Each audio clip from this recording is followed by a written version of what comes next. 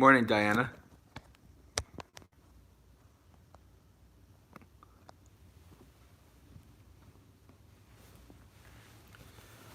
We'll give it some extra time since we haven't done this in about 4 or 5 days. Make sure that we can get some people in. Morning, Reed. And Risa.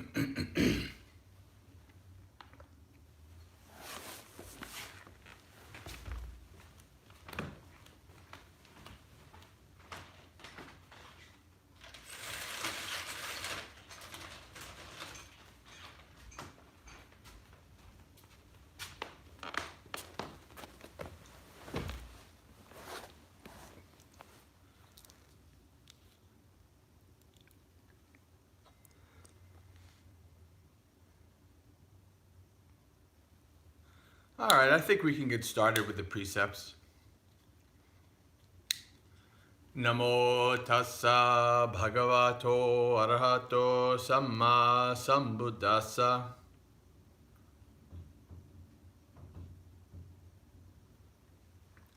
Namo tassa bhagavato arahato samma sambuddhassa.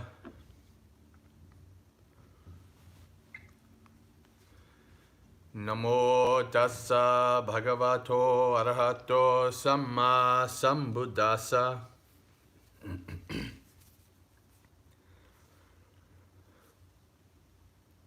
Buddhang saranang gacchami.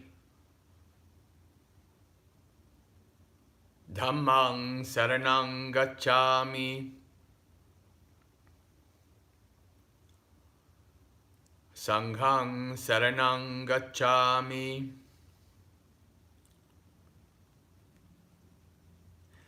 Dutiyampi buddhang saranang gacchami.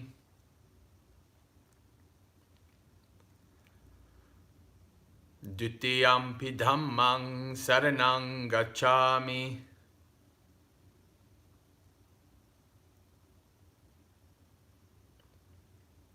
Dutiyampi sanghang saranang gacchami.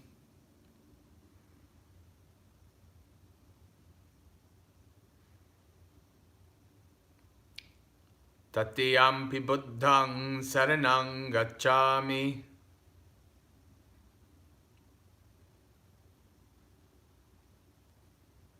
Tatiyampi dhammang saranang gacchami.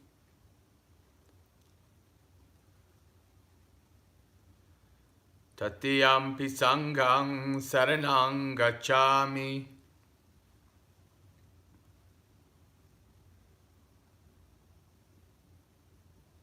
Tisarana sampurnang. Now the precepts. Panatipata veramani sikapadang samadhiyami.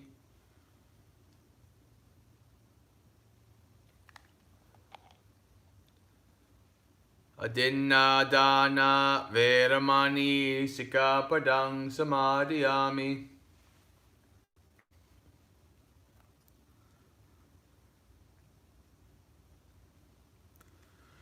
Kame sumichachara veramani sikapadang samadhiyami.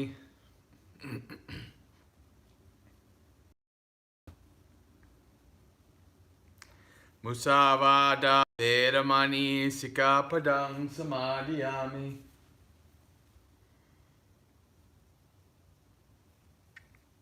Sura Merya Majjapamadatana Vedamani Sikapadang Samadhiyami.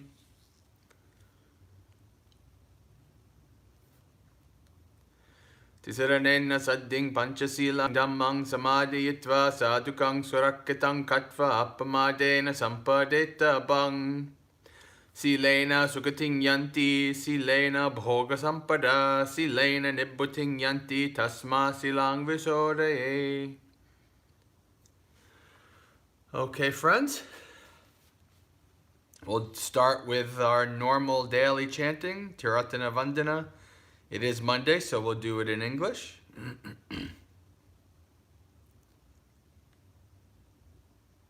Page 24 in the Maggaseka book. Homage to the Sublime One, the Worthy One, the Fully Enlightened One. Homage to the Sublime One, the Worthy One, the Fully Enlightened One. Homage to the Sublime One, the Worthy One, the Fully Enlightened One. Such indeed is the Sublime One, worthy, perfectly enlightened, perfect in true knowledge and conduct, well gone, knower of the worlds, supreme trainer of persons to be tamed, teacher of gods and humans, enlightened and exalted.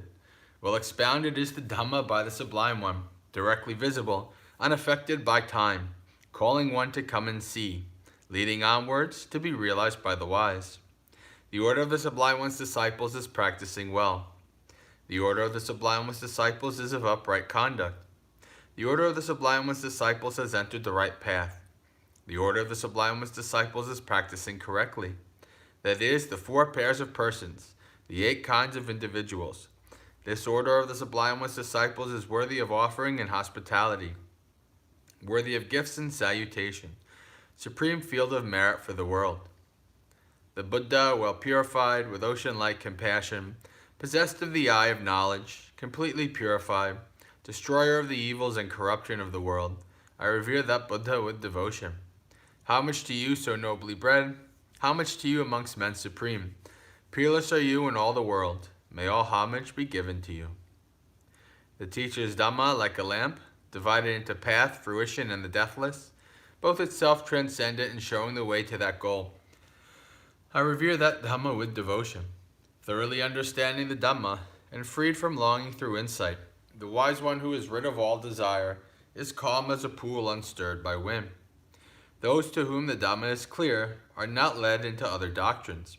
Perfectly enlightened with perfect knowledge, they walk evenly over the uneven. Of all the medicines in the world, manifold and various, there is none like the medicine of Dhamma. Therefore, O monks, drink of this. Having drunk this Dhamma medicine, you will be ageless and beyond death. Having developed and seen the truth, you will be quenched, free from craving.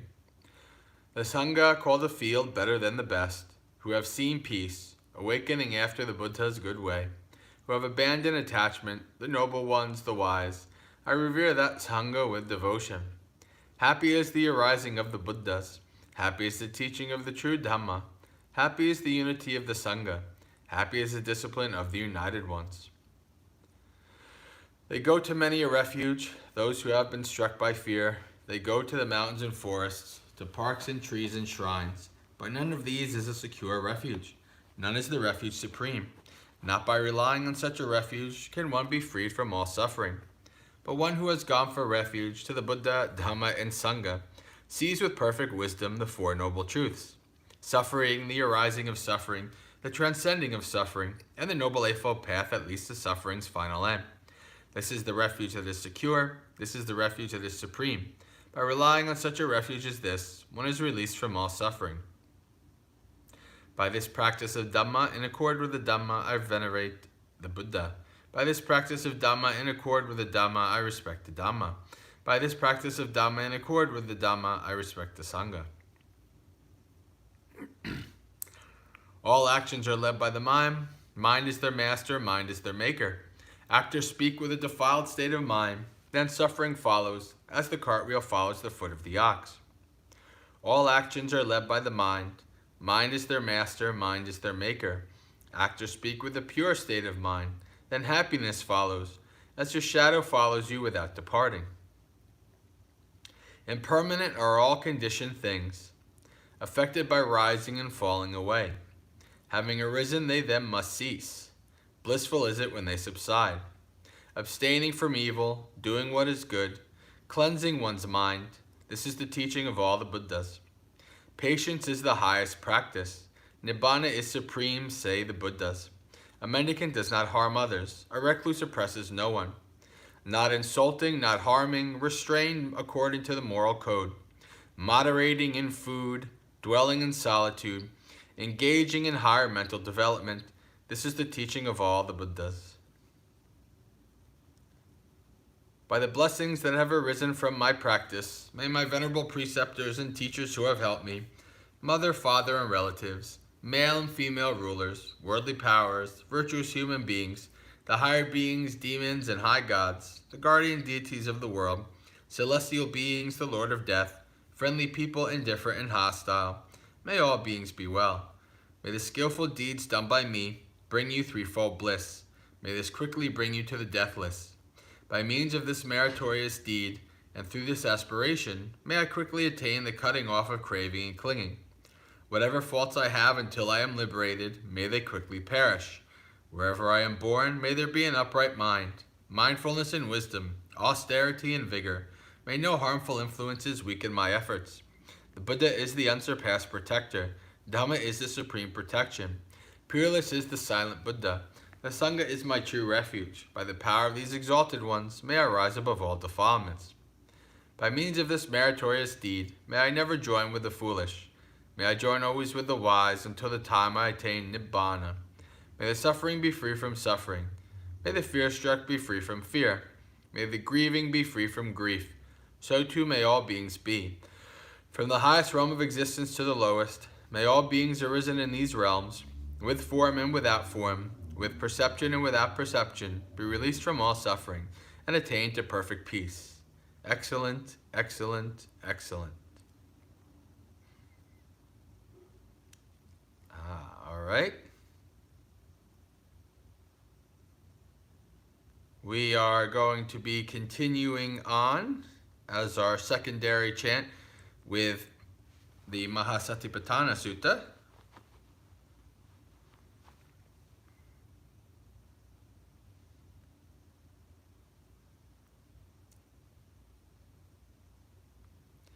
And I believe that puts us at page 167.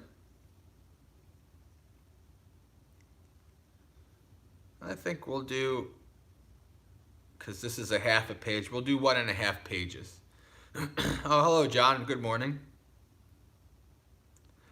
Dhammanupassana. Khandapabang. Punachaparang bhikkave bhikkhu dhammesu dhammanupassi viharati panchasuppaddana kandesu kattancha bhikkave bhikkhu dhammesu dhammanupassi viharati panchasuppaddana kandesu Ida bhikkave bhikkhu iti rupang iti rupassa samudayo iti rupassa atangamo iti vedana iti vedanaya samudayo iti vedanaya atangamo iti sanya samudayo iti sanya atangamo iti sankhara nang samudayo iti sankharanang atangamo iti vinyanassa samudayo iti vinyanassa atangamoti evang piko bhikkave bhikkhu dhammesu dhammanupassi viharati panchasuppaddana kandesu.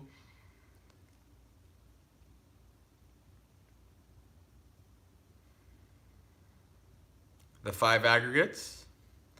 Again, bhikkhus, a bhikkhu dwells contemplating phenomena in terms of the 5 aggregates subject to clinging. Upadana kanda. And how does a bhikkhu dwell contemplating the phenomena in terms of the 5 aggregates subject to clinging?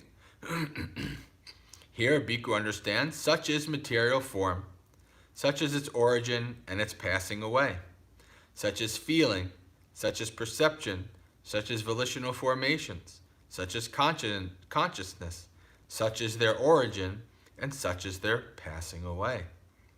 This is how a bhikkhu dwells contemplating phenomena in terms of the five aggregates subject to clinging. Next page, Dhammanupassana, Ayatana Pabang.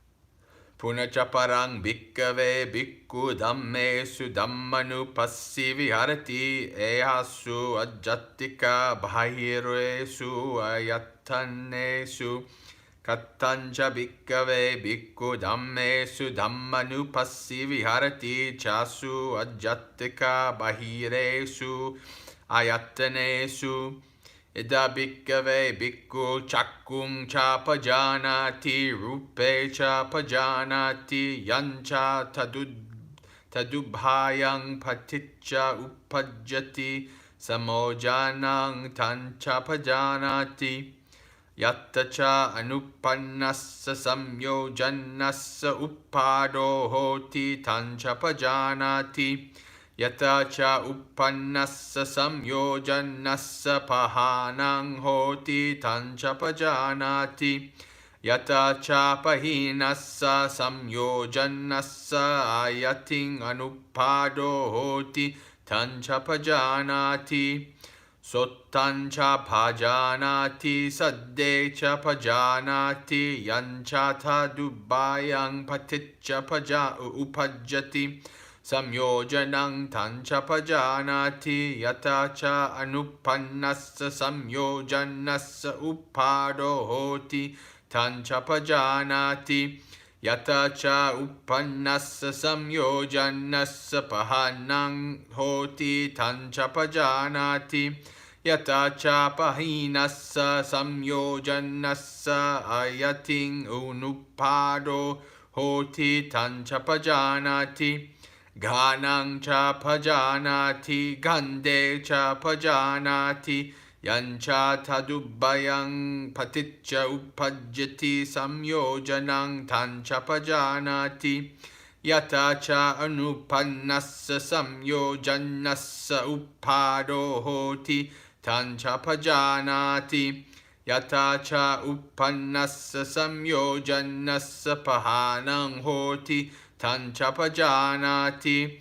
yata cha pahinassa samyojannassa ayating anuppado hoti tancha pajanati jivancha pajanati rasse cha pajanati yang cha tadubbayang paticca uppajjati samyojanang Tancha pajanati yatacha anupannassa samyojannassa uppado hoti tancha pajanati yatacha anupannassa samyojannassa pahinang hoti tacha pajanati yatacha pahinassa samyojannassa ayating anuppado hoti tancha pajanati.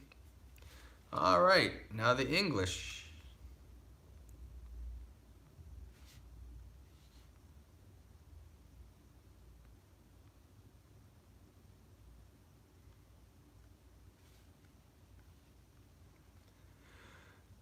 Again, bhikkhu is a bhikkhu dwells contemplating phenomena in terms of the six internal and external sense bases. And how does the bhikkhu dwell contemplating phenomena in terms of the six internal and external sense bases? Here, a bhikkhu dwells understanding the eye, understands forms, and he understands the fetter that arises dependent on both. And he also understands how there comes to be the arising of unarisen fetter, and how there comes to be the abandoning of the arisen fetter, and how there comes to be the future non-arising of the abandoned fetter. He understands the ear, he understands sound, he understands the nose and odors, he understands the tongue and tastes, and he understands how they arise dependent on both That's the internal and the external. So nose is internal, tongue is internal, odors is external, tastes is external. So he understands the fetters that arise dependent on both the internal and the external. He also understands how there comes to be the arising of the unarisen fetter, and how there comes to be the abandoning of the arisen fetter, and how there comes to be the future non-arising of the abandoned fetter.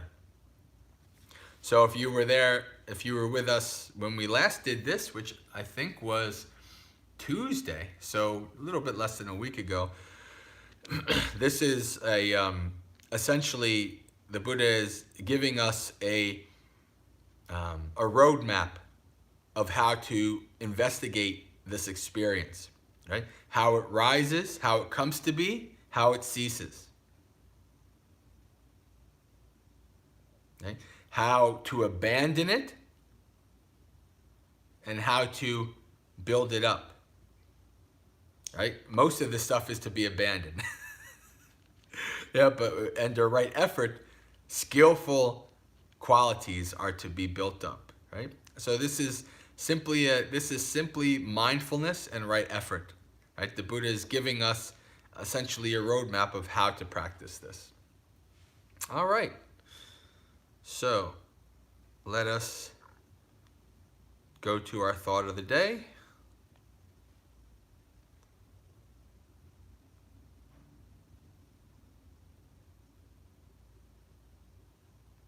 Let's see where we're at here. So we are going through Karaniyametta Sutta.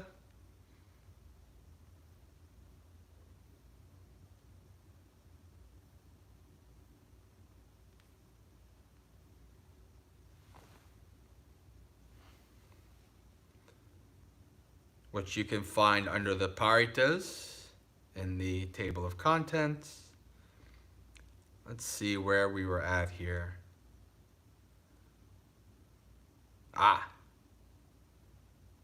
Okay, so the third paragraph. We didn't get too far.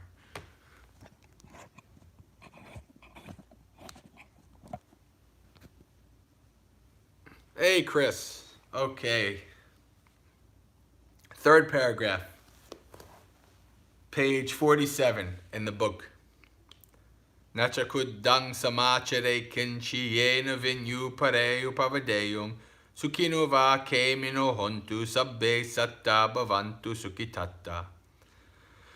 So the last two stanzas, the last 2 days that we did this, we've been going through the beginning of the Karaniyametta Sutta, which is 16 qualities. So the Buddha gives one who is wishing to attain this state of good should act thus. And he goes through different qualities. Able, straight, upright, content, easy to support, with few duties, living lightly, not attached to families, etc. Right? So we've gone over those, and now we're at the end here. One should not do any slight wrong which the wise might censure. May all beings be happy and secure. May all beings have happy minds. And then, so if you're familiar with Karaniyametta Sutta, mostly you've probably heard it starting from there. Like if you go to Bhavana or whatever, may all beings be happy and secure. May all beings have happy minds. Right? Usually, the shorthand version is to omit these 16 qualities. But these are very good qualities. I really think that these are things that we can all work towards and that we can all reflect on practicing, whether we're a monk or a lay person in our lives. So this one here, one should not do any wrong that the wise might censure. This is an important thing to understand when it comes to the practice. All right? Most people are familiar with the Kalama Sutta, right? Or Kesaputtiya, Kesamuttiya, depending on which Pali recension. This is where the Buddha says, don't go by what you've heard, what you've read, just what your teacher says, etc., etc., etc. But by what you know to be, if you know something to be skillful or unskillful, right? There's one little caveat that people always miss, right? And it's, and approved by the wise. So what the Buddha is saying here is that, yes, you can rely on, your own investigation, your own perceptions. However, if you become a meditator, you realize that your perceptions are faulty, right? Your perceptions of what a situation is are not 100% accurate, right? So sometimes you need to, bounce your ideas, bounce your perceptions off somebody who you consider to be wise, right? Who you consider to trust, right? So the Buddha is not saying here, only just go with what you think in your own mind, right? The Buddha is saying, okay, you do this to a point, but also, what do wise, good people think about this, right? So you're taking into consideration the understanding, the perception of others, right? Now that doesn't necessarily mean that you say, okay, well, what I thought was wrong and they're totally right. No, it could be a bit of both. You could be partially right. Or it could be that what everybody around you is saying, you're really 100% sure, no, I think I have it right here, right? So it's not always that you're going to be wrong, but it's always very good to check in with others, right? Check in with with skillful, wise people who you can say, hey, I'm seeing this, I'm thinking this. This is my perception that this is unskillful. What do you think about it, right? And then they'll be like, oh yes, yeah, this is definitely unskillful. Or they might be, well, you're not seeing this perception, you're not understanding this. Maybe then you'll understand if you understand this, this, and this, and this, right? So you're getting a perception. Like this reminds me of, there's a clinical psychologist who's, like, I was listening to him a couple years ago, and he talked about how, to the effect of, like, an individual person's human sanity is in large part like dependent on the group, like dependent on the society around them, right? So like the impact of other people's perceptions are really strong on our own sanity, our own perceptions, right? So we do need, because we understand these are untrustworthy, we have to investigate to see if they're right, right? We don't take our perceptions and our views and our beliefs right off the top of our heads. We say, let me ask some wise people. Let's get some other good, wise perceptions, right? Let's see what they say. All right, so this is why it's important to, we do our investigations. We say, okay, this is unskillful, or this is skillful. Let me get a second opinion, right, from my own mind. Let me get a third opinion. Let me see what the wise say about this, right? So that's a very important thing that we should understand, right? This is why it's very important to use the right translations and to see the full context of something, right? Because Kalama Sutta, that paragraph has been so mistranslated, miscommunicated, taken out of context, and just used in all kinds of silly ways that are not accurate to what the Buddha said. So today, all day, let's reflect on this, right? This is why it's good to have Kalyanamitas, that access to them, so you can ask them questions, so that you can bounce your perceptions off of them. You can say, I think this is skillful, what do you think, right? This is why, because if you're around people who are bala, who are fools, right? You have no wise, skillful Kalyanamitas around you. How are you going to get any good perception, right? You ask this person, I'm like, yeah, that's cool, do that, right? And it's like, yeah, go out and, drink and drugs and kill people, whatever, that's cool, right? So this is another reason why it's very important to have good Kalyanamitas around, right?